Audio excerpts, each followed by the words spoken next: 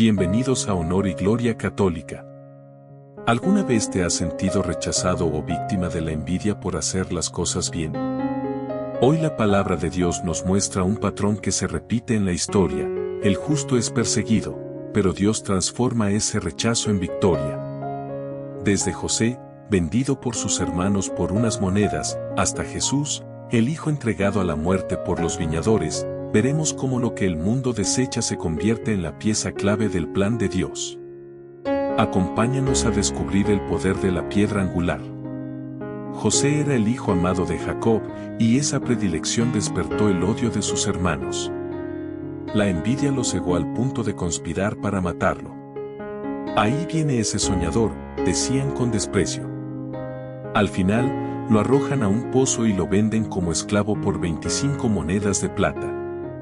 Parece el fin de un sueño, pero en realidad es el inicio de la salvación que Dios preparaba para toda la familia. La traición de los hombres no puede frenar los planes de Dios.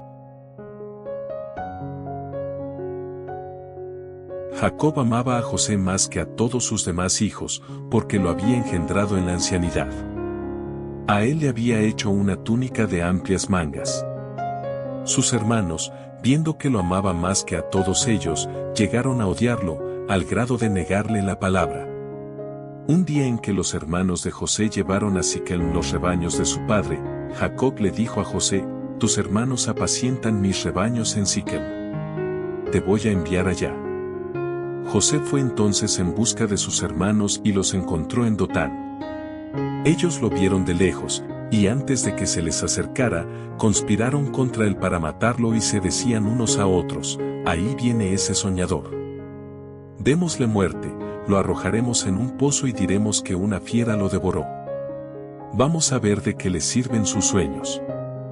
Rubén oyó esto y trató de liberarlo de manos de sus hermanos, diciendo: «No le quiten la vida, ni derramen su sangre.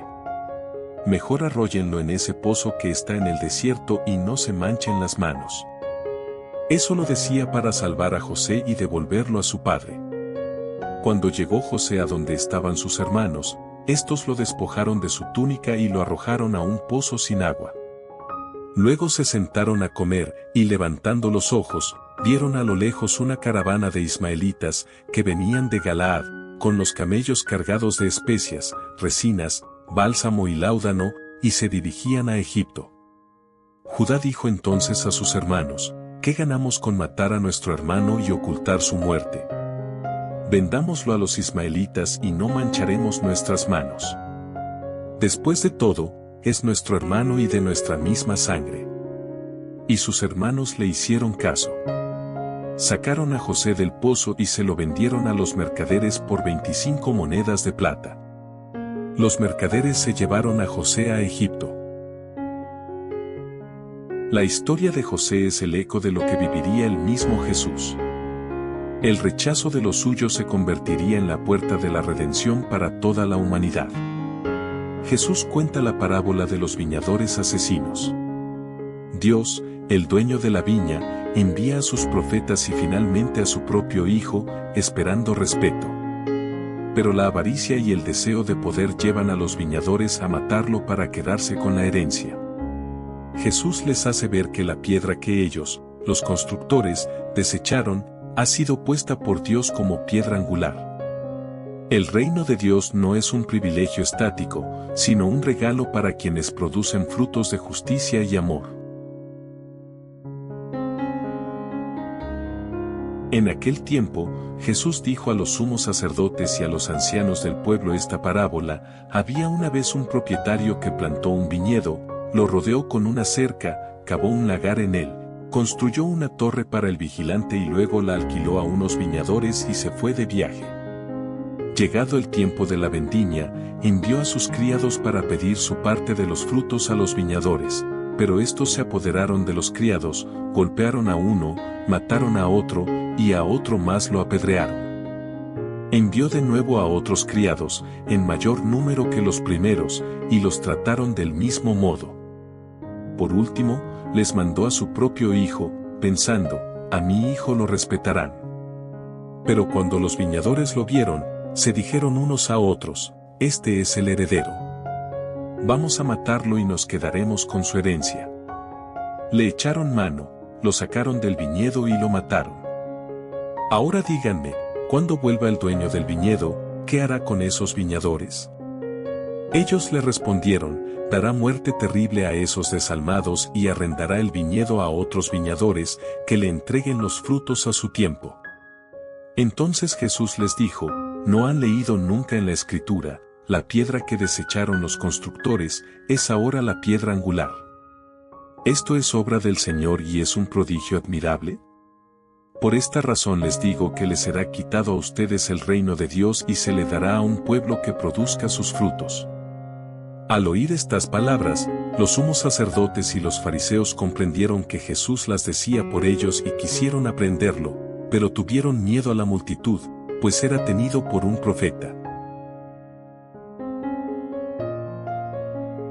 La reflexión de este viernes de la segunda semana de Cuaresma nos invita a mirar la viña de nuestra propia vida. Dios nos ha dado todo, nos rodeó con una cerca de protección, nos dio los dones necesarios y confía en que le daremos los frutos a su tiempo. Sin embargo, a veces nos parecemos a los hermanos de José o a los viñadores. La envidia y el orgullo son raíces amargas que nos impiden reconocer la presencia de Dios en los demás.